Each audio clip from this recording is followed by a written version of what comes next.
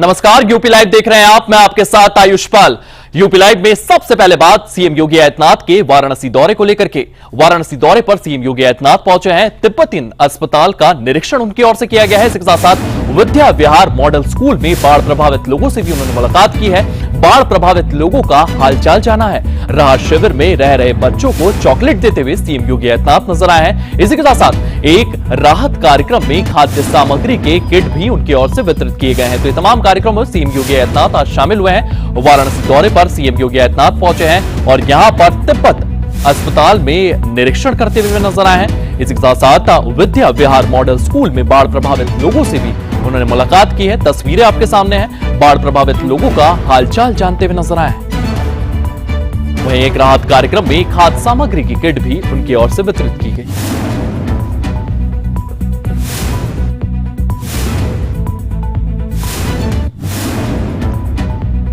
तो उत्तर प्रदेश के मुख्यमंत्री योगी आदित्यनाथ ने वाराणसी में 2 दिवसीय दौरे के दौरान विकास कार्यों और कानून व्यवस्था की समीक्षा की है, निरीक्षण किया है। इस दौरान उन्होंने काशी विश्वनाथ मंदिर में पूजा अर्चना भी की और बाबा विश्वनाथ का आशीर्वाद लिया है और शहर की विभिन्न परियोजनाओं का जायजा लेते हुए नजर आए हैं। और क्या कुछ उनके इस दौरे पर देखने को मिला है, इस रिपोर्ट में देखिए।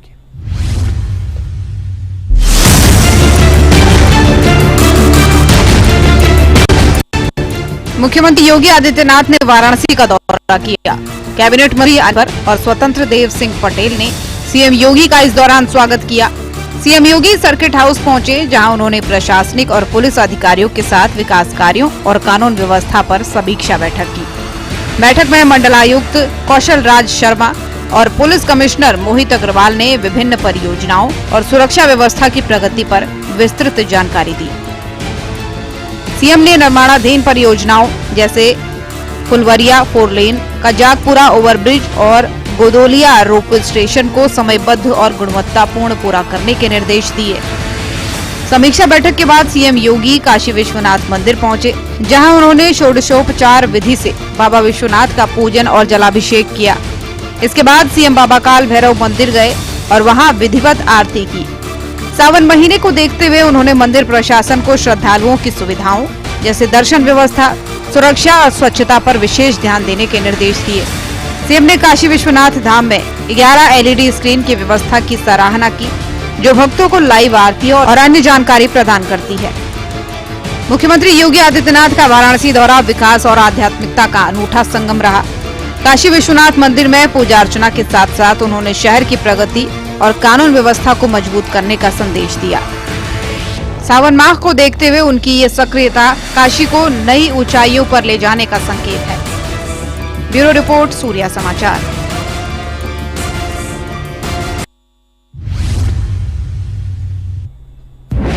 तो वाराणसी दौरे पर सीएम योगी आदित्यनाथ ने तमाम योजनाओं का निरीक्षण किया है। इसके साथ साथ उत्तर प्रदेश के मुख्यमंत्री योगी आदित्यनाथ ने चंदौली जिले का भी दौरा किया है, जहां उन्होंने पर्यावरण संरक्षण और विकास कार्यों पर जोर दिया है। इस दौरान सीएम योगी आदित्यनाथ ने कलेक्टर सभागार में पौधारोपण भी किया और चंदौली को वाराणसी से जोड़ने वाली महत्वपूर्ण पुल का हवाई निरीक्षण भी किया है। इस दौरे के दौरान और क्या कुछ देखने को मिला है, इस रिपोर्ट में देखिए। दूसरा, चंदौली को दूसरा लाभ मिलेगा गंगा एक्सप्रेसवे का। गंगा एक्सप्रेसवे ये मेरठ से वर्तमान में प्रयागराज के बीच में अपने निर्माण के अंतिम चरण में है। प्रयागराज से मिर्जापुर भदोही होते हुए, वाराणसी होते हुए, चंदौली होते हुए गाजीपुर तक मिलाने की कार्रवाई। यह भी एक बड़ी उपलब्धि जिले के लिए होगी।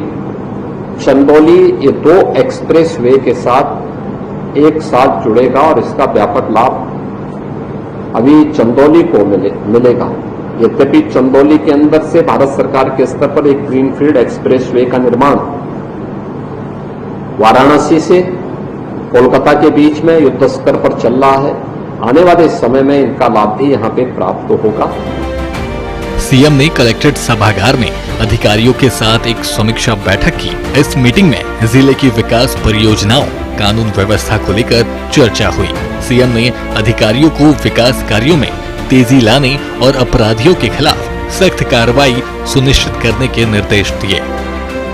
इस दौरे के दौरान उन्होंने स्थानीय जनप्रतिनिधियों और पार्टी कार्यकर्ताओं से भी मुलाकात की और क्षेत्र की समस्याओं पर विचार विमर्श किया। समीक्षा बैठकों के क्रम में आज मैं यहां पर आया हूं।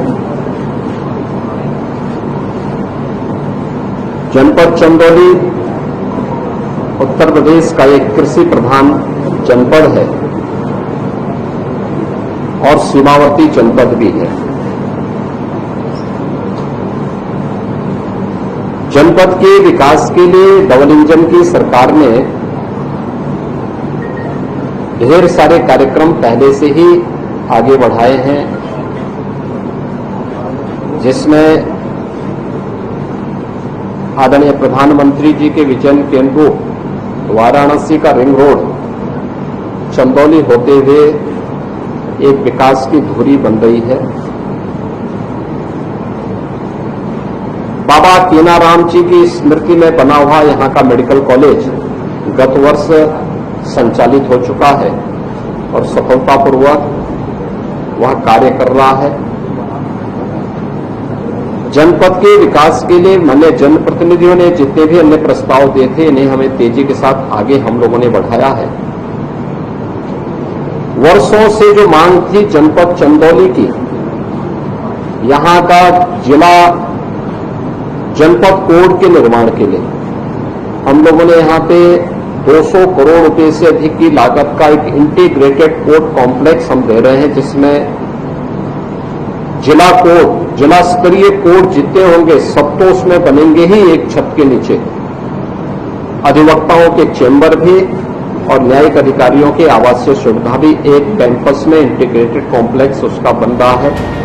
चंदौली जिला अपने कृषि और औद्योगिक संभावनाओं के लिए जाना जाता है। सीएम ने जिले के किसानों को उनकी उपज को अंतर्राष्ट्रीय बाजार तक पहुंचाने के लिए प्रोत्साहित किया और सरकारी सहायता का आश्वासन दिया। चंदौली वाराणसी पुल के पूरा होने से न केवल स्थानीय लोगों को सुविधा होगी, बल्कि ये क्षेत्रीय व्यापार को भी बढ़ावा देगा। बाबा कीनाराम मेडिकल कॉलेज में बाबा कीनाराम जी की मूर्ति की स्थापना की बात भी हुई है, उसको भी हमने अपनी सहमति दी है। यहाँ के विकास से जुड़े हुए, चाहे वह गंगा नदी में अतिरिक्त पुल की बात हो या फिर दीनदयाल उपाध्याय नगर में एलिवेटेड ब्रिजेज के निर्माण को लेकर के, इन सब के भी प्रस्ताव हम लोगों ने शासन में मांगे हैं। नौगढ़ क्षेत्र में व्यापक लैंड बैंक के माध्यम से निवेश के प्रस्तावों को हम आमंत्रित कर सकें।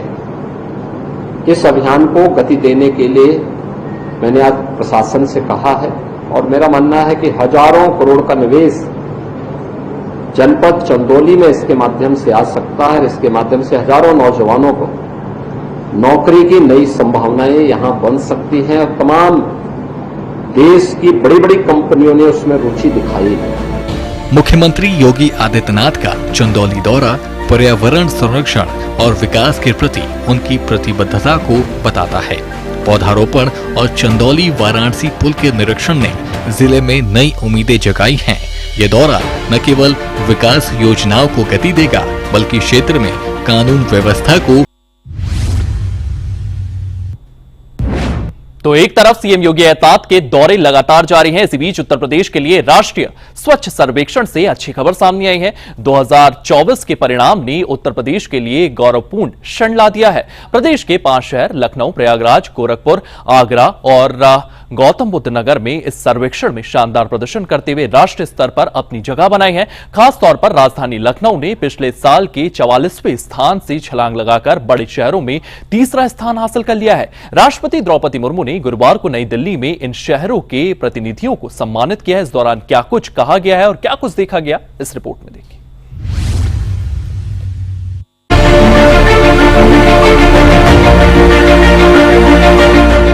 राष्ट्रीय स्वच्छ सर्वेक्षण 2024 के परिणामों में उत्तर प्रदेश के शहरों ने शानदार प्रदर्शन किया है। 10 लाख से अधिक आबादी वाली श्रेणी में लखनऊ ने देश भर में तीसरा स्थान हासिल किया है, जो पिछले साल के 44वें स्थान से एक ऐतिहासिक छलांग पर है। ये उपलब्धि शहरवासियों, नगर निगम और संयुक्त प्रयासों का नतीजा है। नई दिल्ली के विज्ञान भवन में आयोजित स्वच्छ सर्वेक्षण पुरस्कार समारोह में राष्ट्रपति द्रौपदी मुर्मू ने लखनऊ की महापौर सुषमा खरकवाल, तत्कालीन नगर आयुक्त इंद्रजीत सिंह और प्रमुख सचिव नगर विकास को नगर विकास मंत्री अरविंद कुमार शर्मा की मौजूदगी में पुरस्कार प्रदान किया। मैं इस अवार्ड के लिए उत्तर प्रदेश की जनता को, अपने सफाई कर्मियों को, वहां के नगर निकायों के नेतृत्व को, उन अधिकारियों को जिन्होंने मेहनत की है, करवाई है, उन सभी को बधाई देता हूं और विशेष रूप से माननीय प्रधानमंत्री जी को नमन करता हूं, धन्यवाद देता हूं कि उन्होंने स्वच्छता की एक अलख देश में जलाई है, स्वच्छ भारत अभियान के तहत, जिसके चलते हर जगह स्वच्छता की एक अनुभूति, स्वच्छता की को महत्व देने का की एक जो परंपरा चली है, उसके लिए मैं माननीय प्रधानमंत्री जी को नमन करता हूं। हमारे मुख्यमंत्री जी का मार्गदर्शन मिलता रहता है और इसी कारण से हम लोगों ने आज ये मुकाम हासिल किया है कि जो उत्तर प्रदेश पिछले वर्षों में स्वच्छता के दृष्टि से कहीं स्थान नहीं रखता था, कोई उसका स्थान नहीं होता, कोई बात भी नहीं करता था, वो उत्तर प्रदेश आज के स्वच्छ सर्वेक्षण अवार्ड्स में हमको पूरे देश में टॉप रैंकिंग हमको मिली है। 3रे नंबर पे हमारा लखनऊ आया है, 10वें नंबर पे आगरा आया है। अगर हम स्वच्छतम 5 शहरों की बात करें या 10 शहरों की बात करें तो हमारे 10 शहरों में 5 शहर आए हैं। तो इस प्रकार से 10 शहरों में 2 शहर, 10 टॉप 10 में 2 हैं, आगरा और लखनऊ। टॉप 20 में हमारे 6 शहर आए हैं, टॉप 25 में 7 शहर आए हैं। और ये बड़े नगरों की ही बात नहीं, जब छोटे नगरों में हम जाते हैं तो उसमें भी जैसे 3 लाख से 10 लाख की पॉपुलेशन में अगर हम चले तो सबसे ऊपर गोरखपुर आता है, पूरे देश में गोरखपुर आता है, उसी के साथ मुरादाबाद आता है। तो इस तरह से हमारे उत्तर प्रदेश में एक कंपटीशन जैसी भावना हम लोगों ने जगाने की कोशिश किया है कि हर नगर एक दूसरे से कम्पीट करे कि कौन 5वें नंबर पे है, कौन 4थे नंबर पे है, कौन 3रे नंबर पे है। वहीं उत्तर प्रदेश के बलरामपुर में अवैध धर्मांतरण के मास्टरमाइंड मौलाना छांगुर और जलालुद्दीन की मुश्किलें बढ़ती जा रही है। ईडी ने बलरामपुर के 12 और मुंबई के 2 ठिकानों पर छापामार कार्रवाई की है। यह कार्रवाई 100 करोड़ रुपए की विदेशी फंडिंग और हवाला नेटवर्क के खुलासे के बाद हुई है। यूपी एटीएस की जांच लगातार इस मामले पर जारी है। मौलाना छांगुर के आतंकी नेटवर्क, संदिग्ध बैंक लेन देन और अवैध धर्मांतरण रैकेट की परतें लगातार खुलती जा रही है, जिसने पूरे देश को चौंका दिया है। इस मामले में क्या कुछ खुलासे सामने आ रहे हैं, इस रिपोर्ट में देखिए।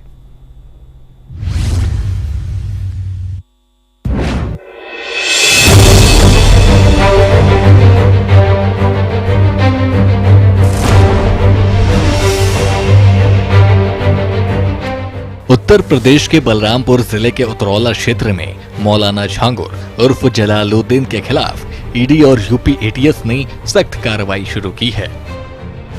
ईडी की टीमें लखनऊ से बलरामपुर पहुंची और उतरौला के मधुपुर, रेहरा, माफी, आसिफिया, हाशमी हुसैन कलेक्शन और बाबा ताजुद्दीन कलेक्शन जैसे 12 ठिकानों पर छापेमारी की।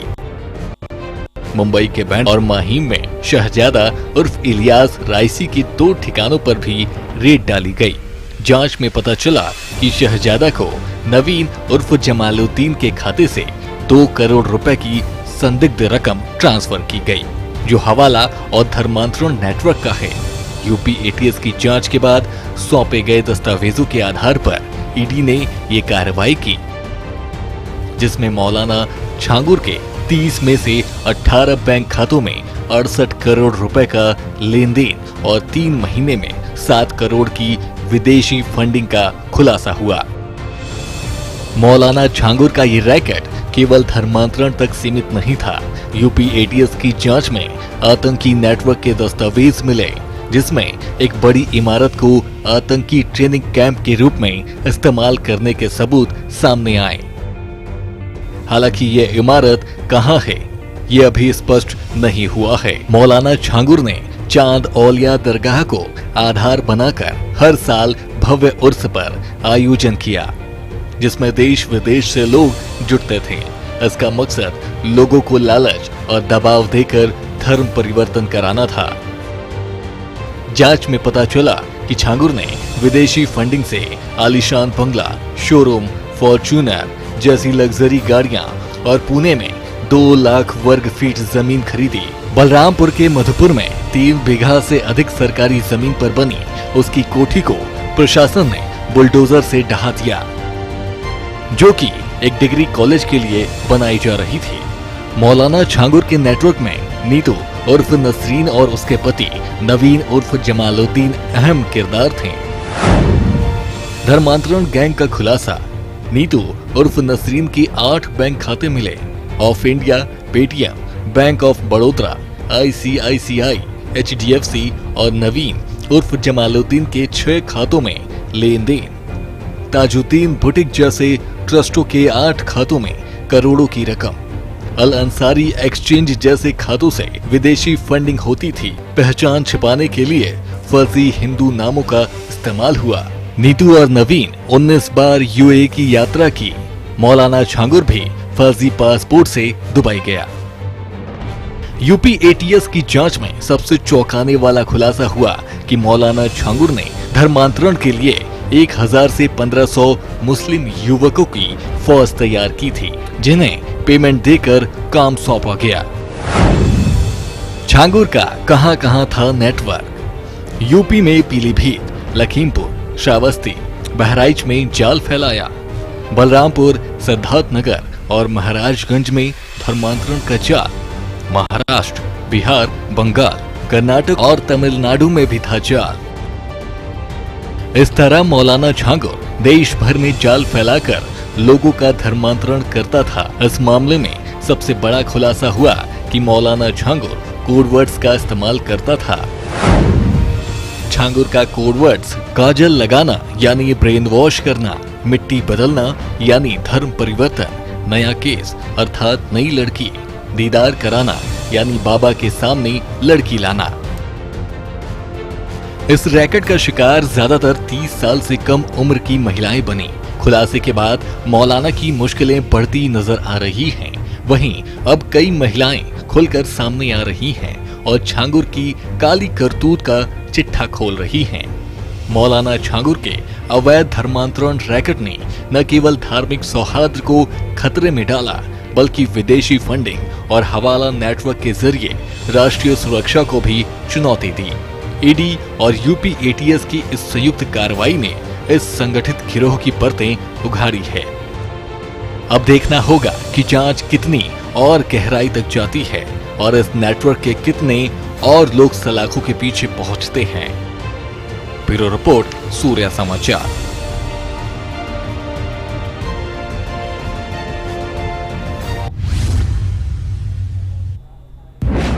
तो मौलाना छांगुर के तमाम राज खुलते हुए यहां पर नजर आ रहे हैं। इसके साथ साथ गाजियाबाद में पुलिस की बड़ी कार्रवाई देखने को मिली है। पुलिस की ओर से 2 शातिर लुटेरों को मुठभेड़ के दौरान गिरफ्तार किया गया है। 2 अवैध तमंचे, 2 खोखा कारतूस, 2 जिंदा कारतूस यहां पर बरामद किए गए हैं। लूट की घटना में संबंधित 4 लाख नकद भी बरामद किए गए हैं। घटना में इस्तेमाल की जाने वाली मोटरसाइकिल भी बरामद की गई है। इसके साथ साथ केस दर्ज कर आगे की कार्रवाई में पुलिस जुट चुकी है। तो पुलिस की ओर से ये पूरी की पूरी कार्रवाई देखने को मिली है। ऑपरेशन लंगड़ा लगातार जारी है और गाजियाबाद में पुलिस की ओर से ये बड़ी कार्रवाई हुई है। 2 शातिर लुटेरों को मुठभेड़ के दौरान पुलिस ने गिरफ्तार किया है। 2 अवैध तमंचे, 2 खोखा कारतूस और 2 जिंदा कारतूस इनसे बरामद किए हैं। इसी के साथ साथ लूट की घटना से संबंधित 4 लाख नकद भी इन दोनों लुटेरों से बरामद किए गए। चलिए फिलहाल यूपी लाइव में इतना ही। आप बने रहिए सूर्य समाचार के साथ।